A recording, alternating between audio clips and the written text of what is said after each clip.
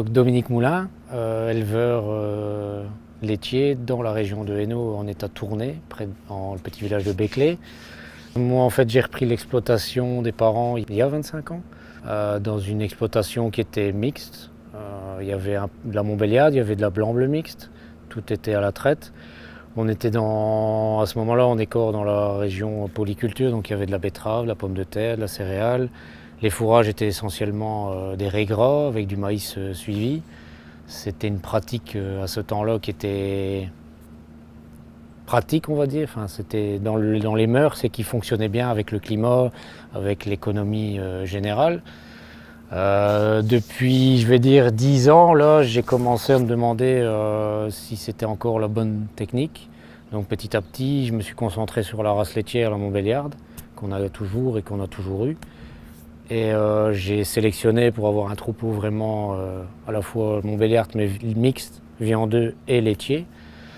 Puis petit à petit, j'ai un peu enlevé la betterave, j'ai enlevé la pomme de terre et on s'est concentré sur étant pas énormément de terre pour gérer, ça devenait compliqué d'avoir des cultures de vente et aussi nourrir le bétail. Après, il fallait aller racheter des aliments, ce qui était facile avant. Il y a 20 ans, on trouvait des aliments, que ce soit des pulpes à 15 € la tonne ou des drèches à 25 € la tonne.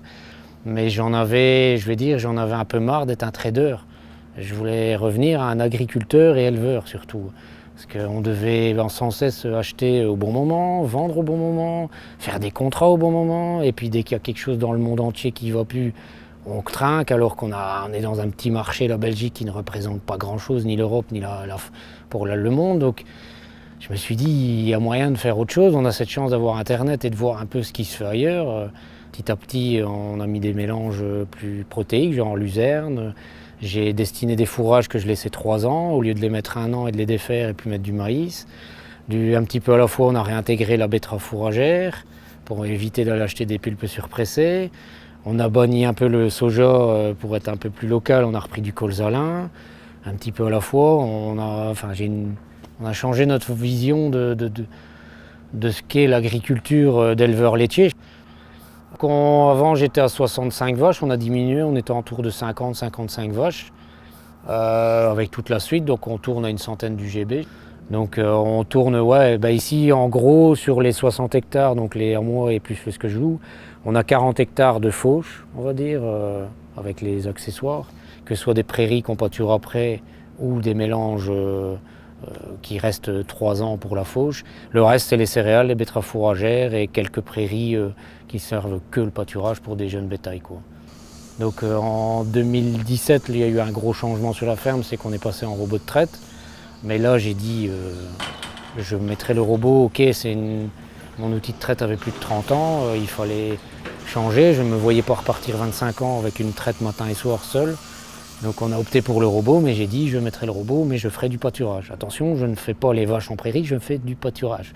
C'est ce que je dis, on peut être tout à fait bio, faire un produit qui respecte l'environnement, les consommateurs, même le fermier, mais être technique avec comme des outils comme le séchoir ou le robot.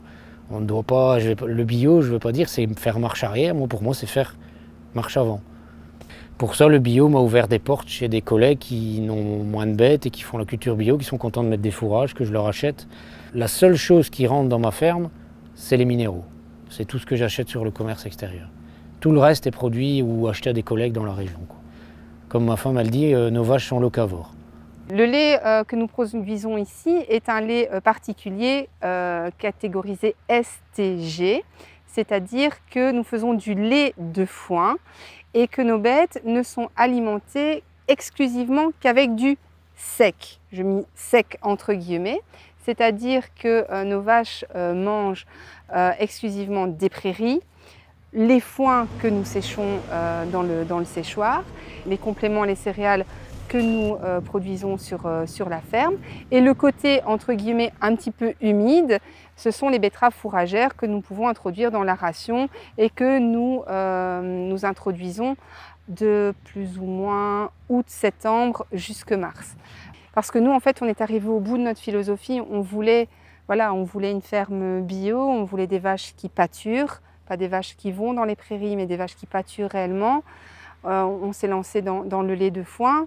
Maintenant, si quelqu'un veut prendre le reste du chemin et transformer notre produit, les portes sont ouvertes et ça sera toujours avec un grand plaisir qu'on lui expliquera et qu'on lui permettra de faire des tests avec notre lait, quoi.